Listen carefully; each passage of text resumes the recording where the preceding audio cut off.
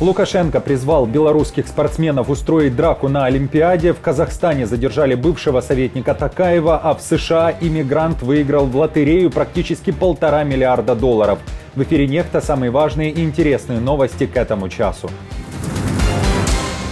Яркие ночи в Крыму, широкомасштабный удар по российским войскам на полуострове. Тем временем в Киеве говорят, что сами решат судьбу Крымского моста. Данный объект построен в территориальных водах Украины. Киселев, Андреева и Зейналова не заметили задержания замминистра обороны. Почему тема про арест людей Шойгу стала табуированной у рупоров Кремля? В Тбилиси штормит. Миллиардер Иванишвили организовал провластный митинг в поддержку закона об иноагентах и обвинил не Кремль, а Запад в начале войны в Украине и Грузии. Возможно, люди спросят, почему мы отозвали этот закон в прошлом году и возвращаем его сейчас. Всем привет, друзья! Для того, чтобы правда доходила до еще большего количества людей, крайне важна активность и интерес каждого из вас. Лайки, комментарии, подписки и репосты помогают нашим видео оставаться в тренде, а вы и сотни тысяч других пользователей всегда в курсе актуальных и важных событий. Именно о них сейчас и расскажем, но напомню, не забывайте о кнопке «Супер спасибо» под роликом. Начинаем. Российские войска совершили самое большое количество атак за последние сутки на Авдеевском и Бахмутском направлениях. О попытках улучшить тактическое положение и выбить украинские войска с позиций сообщает Генштаб ВСУ.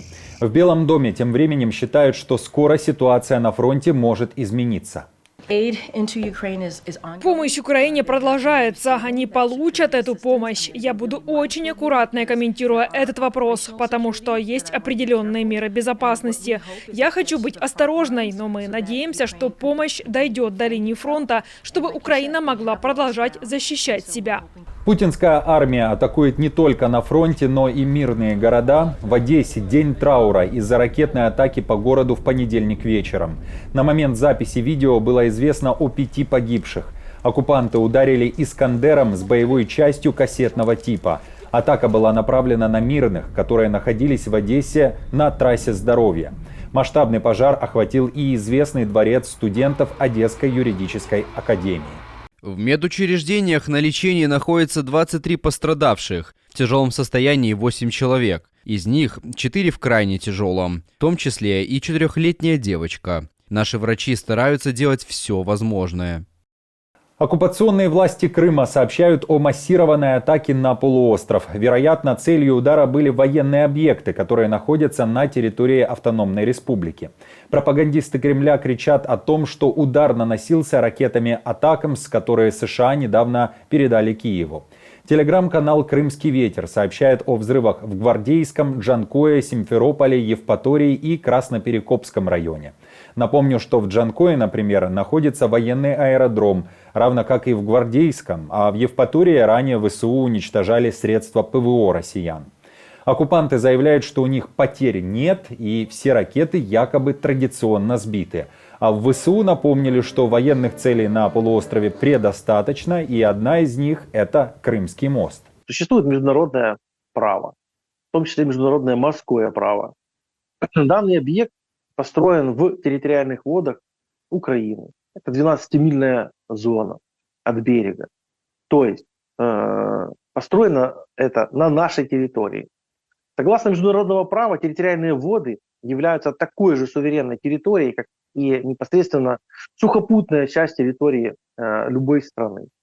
Поэтому только Украина имеет право решать, насколько это законно или незаконно, и никто другой. Мы, конечно же, решили, что это незаконно, потому что так это и есть. И, соответственно, мы на своей территории имеем право уничтожать любые объекты, которые там находятся против нашей воли. Особенно если эти объекты используются в качестве военной логистики. И этот мост именно для этого и использовал. Сейчас, конечно, это затруднено, но, тем не менее, мы в своем праве. Российские пропагандисты решили не рассказывать россиянам, в каких шелках и мехах жил замминистра обороны РФ Тимур Иванов. Арест людей Шойгу – табуированная тема на российском ТВ.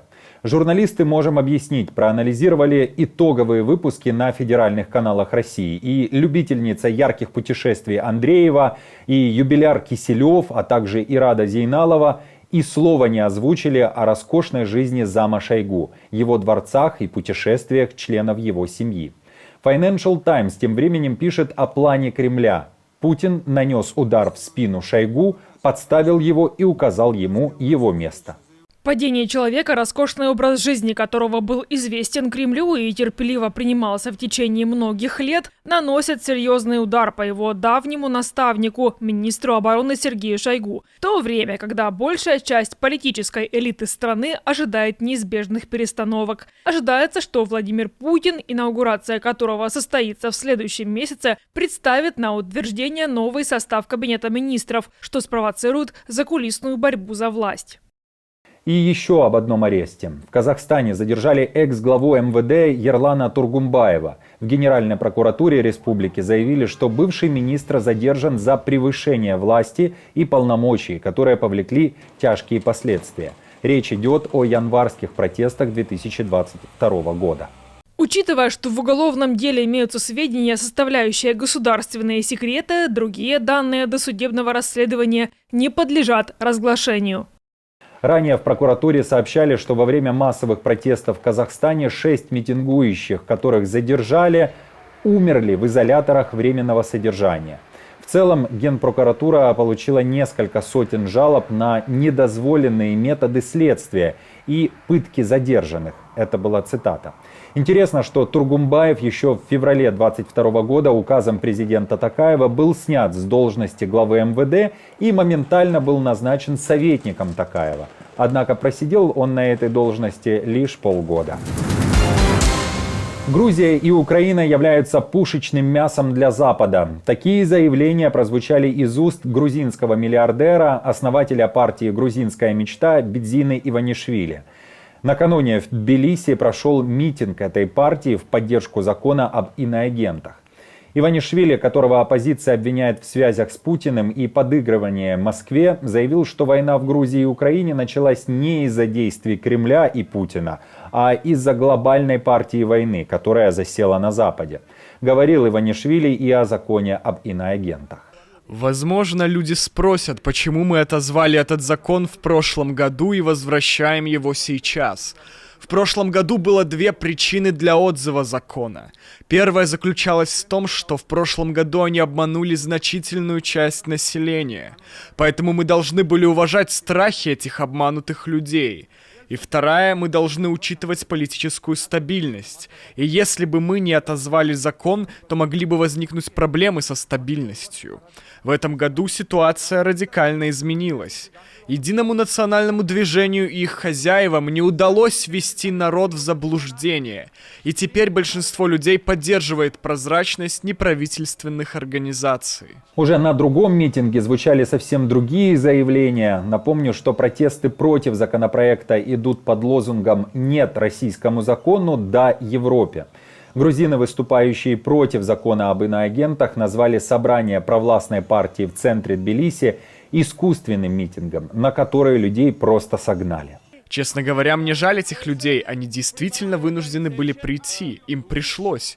Грузия ни в коем случае не богатая страна, ни в коем случае не богатая страна. Люди действительно зависят от небольшой зарплаты, которую они получают от правительства, от административного ресурса. Правительство, по сути, использует наши собственные деньги против нас. Привлекая этих людей сегодня, они, по сути, используют наши собственные деньги против нас. Лукашенко заявил, что белорусские спортсмены должны набить морду, это цитата, другим спортсменам на Олимпиаде 2024. Напомню, что белорусам и россиянам Международный олимпийский комитет разрешил участвовать в играх, однако под нейтральным флагом. Так вот, нелегитимно считают, что злость со стороны белорусов вполне оправдана.